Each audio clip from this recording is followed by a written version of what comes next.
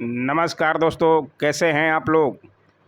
BPSC double एओ का exam देने वाले सभी बच्चों का सर चकरा गया होगा प्रश्न पत्र देखकर। बीपीएससी के बड़े बड़े धुरंधर भी इन सवालों को अच्छे से नहीं कर सकते। ऐसे ही एक ऑडिटर के एग्ज़ाम में भी पूछा गया था।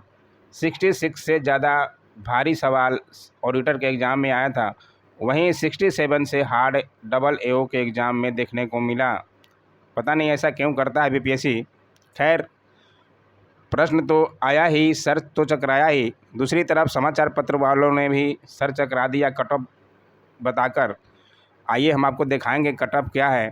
उसके पहले मैं बता दूं कि मेरे पास भी प्रश्न पत्र आया था और मैंने इसलिए नहीं बना रहे हैं आंसर की क्योंकि बहुत सारे प्रश्नों में डाउट है दोस्तों।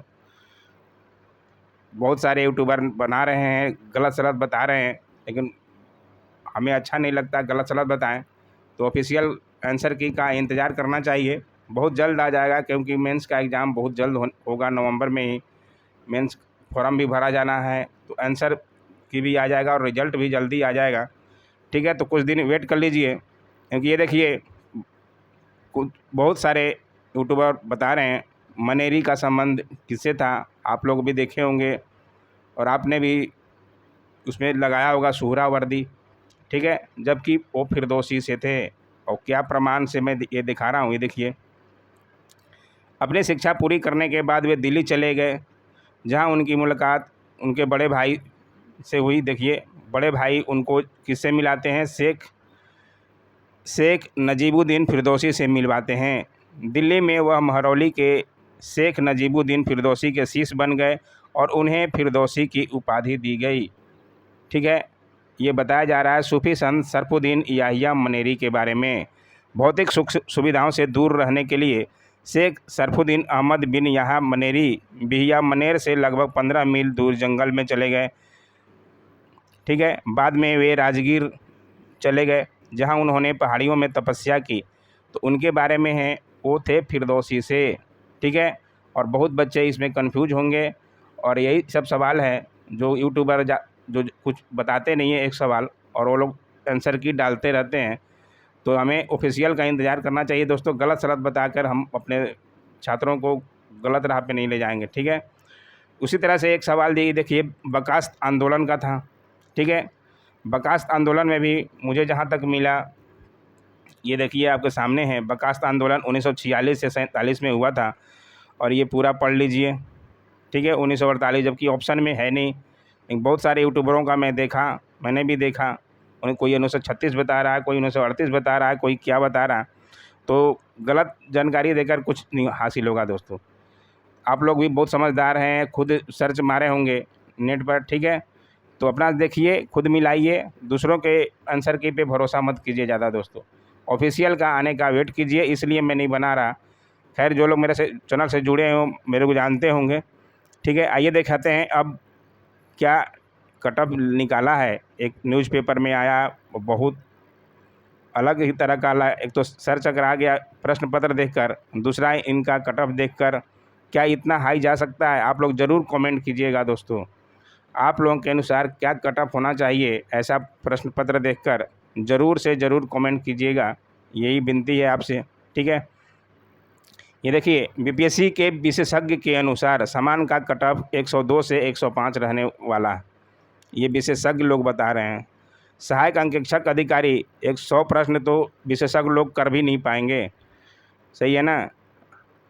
सहायक अंकेक्षक अधिकारी प्रारंभिक परीक्षा में 50% अभ्यर्थी ही हुए शामिल, क्योंकि मैं कल भी बता चुका हूँ बहुत लड़के का 11 बजे के बाद जो प्रवेश नहीं दिया गया, इस कारण बहुत सारे अभ्यर्थी नदारत रहे और अब्सेंट रहे। आधा से ज़्यादा सीटें खाली रही हर रूम में।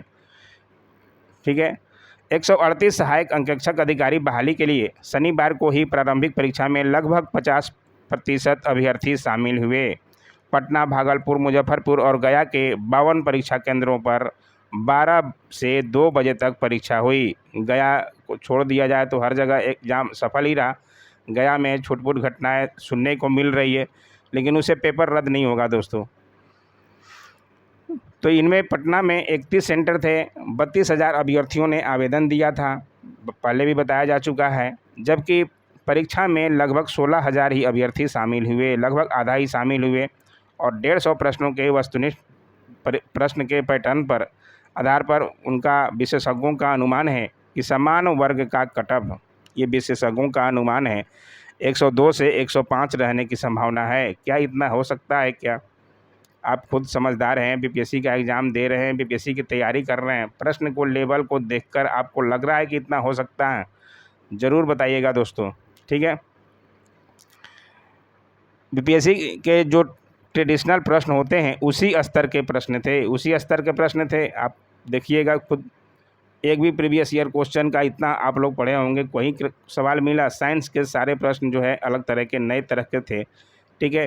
कहीं यूनिट पूछा, हर साल क्या क्या पूछते रहता था, ठीक है। तो यहाँ से बहुत सवाल जो है बहुत बदले हुए हैं, पैटर्न ही पूरा बदल गया है। साइंस के सवाल पूरा एनसीईआरटी का अलग तरह से दे दिया, 11th-12th का, जहाँ से बच्चे बहुत कंफ्यूज हुए। हाँ, करेंट के और हिस्ट्री के सवाल थोड़े ज़्यादा इजी थे और वो मेरे चैनलों पर भी बताए हुए थे, तो बहुत सवाल मेरे चैनलों से भी लड़े हैं हिस्ट्री और ख़ासकर करेंट अफेयर के, और बाकी बहुत सवाल जो है बहुत तरह के नए थे, ठीक है।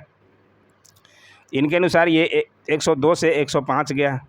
वहीं देख लीजिए, आर्थिक रूप से पिछड़े वर्ग का 98 से 100, एससी 95 से 90, एसटी 90 से 98, ये इतना जा सकता है क्या? आप खुद सोच सकते हैं।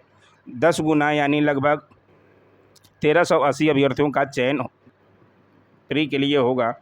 10 गुना इसे 15 गुना तक होता है, तो 138 सीट है, तो समझ के लिए 1500 के लगभग सीट आएगा आपका प्री का रिजल्ट, 1500 बच्चों का लगभग, ठीक है ना। आपके अनुसार क्या कट ऑफ जाना चाहिए? ज़रूर से ज़रूर कमेंट कीजिए दोस्तों। मैंने तो सुबह ही बताया था 70 से 90 के बीच में जिनका आ रहा है, 90 बहुत हाईएस्ट हो जाएगा जनरल के लिए, ठीक है। और 70 एससी एसटी अगर आ रहा तो आराम से आप मेंस की तैयारी में लगें।